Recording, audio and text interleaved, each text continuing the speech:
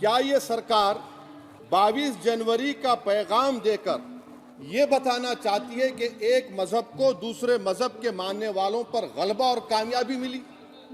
क्या आइन इसकी इजाजत देता है?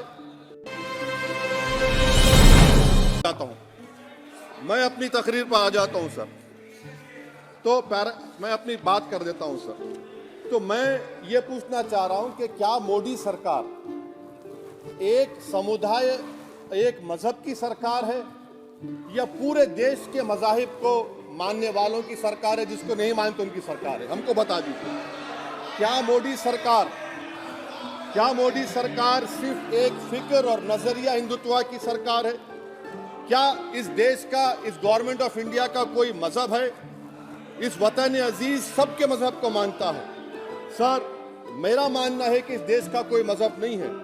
क्या ये सरकार 22 जनवरी का पैगाम देकर ये बताना चाहती है कि एक मजहब को दूसरे मजहब के मानने वालों पर गलबा और कामयाबी मिली? क्या आइन इसकी इजाजत देता है? क्या ये पैगाम आप जब ऐवान से दे रहे हैं तो 17 करोड़ मुसलमानों को आप क्या पैगाम दे रहे हैं, ये मैं आप पर छोड़ता हूं। सर, 49 में धोखा हुआ, 86 में धोखा हुआ, 92 में धोखा हुआ, 2019 और 22 में भी इस ऐवान के जरिए हमको धोखा दिया जा रहा है। और अफसोस के साथ कहना पड़ता है सर कि मुस्लिम अक़लियत को हमेशा ये कहा गया कि तुमको भारत के शहरी बरकरार रहने के लिए एक बहुत बड़ी कीमत तुमको चुकानी पड़ेगी, और हम पर इल्जाम लगा दिया गया। सर, क्या मैं बाबर का स्पोक्स पर्सन हूं? क्या मैं जिना का स्पोक्स पर्सन हूं? क्या मैं औरंगजेब का स्पोक्स पर्सन हूं?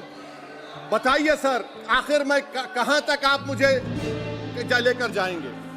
दूसरी बात यह है सर, दूसरी बात यह है कि फिर 6 दिसंबर के बाद देश में फसाद हुआ, नौजवानों को टाडा में डाला गया, जो बूढ़े होकर निकले। यकीनन आपकी सरकार नहीं थी, आपकी सरकार नहीं थी। अच्छा, बल्कि मैं तो मर्यादा पुरुषोत्तम राम की इज्जत करता हूं,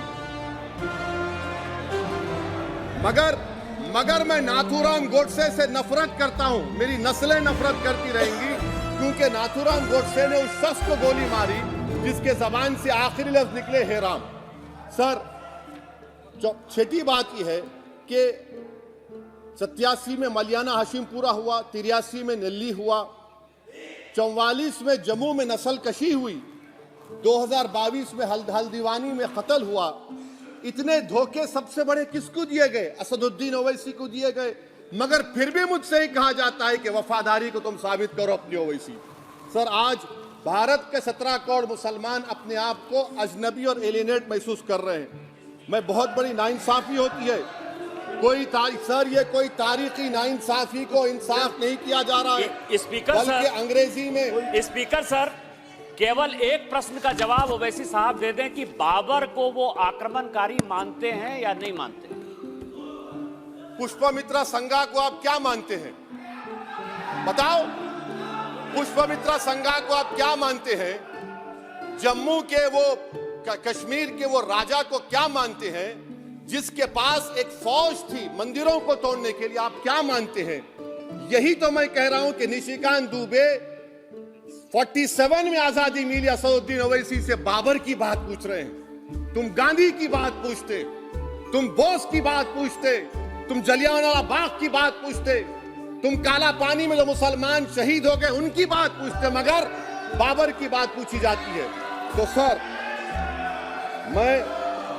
मैं आपको बता रहा था, खामखा डिस्टर्ब किए सर मुझे, मेरा वक्त ले लिए निशिकांत दुबे। सर, मैं आपसे कह रहा था, मोदी हुकूमत ये पैगाम दे रही है भारत के मुसलमानों को कि जान बचाना है या इंसाफ चाहते हो। मैं कह रहा हूं, मैं भीख नहीं मांगूंगा, मैं इस नंगी तासुब को कबूल नहीं करूंगा, मैं दूसरे दर्जे के शहरी के मौक़िफ़ को कबूल नहीं करूंगा, मैं अपनी शनाख्त को नहीं मिटने दूंगा। अब मैं झूठी और दिल फरेब बातों पर हरगिज भरोसा नहीं करूंगा। मैं वो काम नहीं करूंगा जो बीजेपी और नाम निहाद सेकुलर पार्टियां चाहती हैं। मैं वो काम करूंगा जो आपको पसंद नहीं है, संविधान के दायरे में रहकर।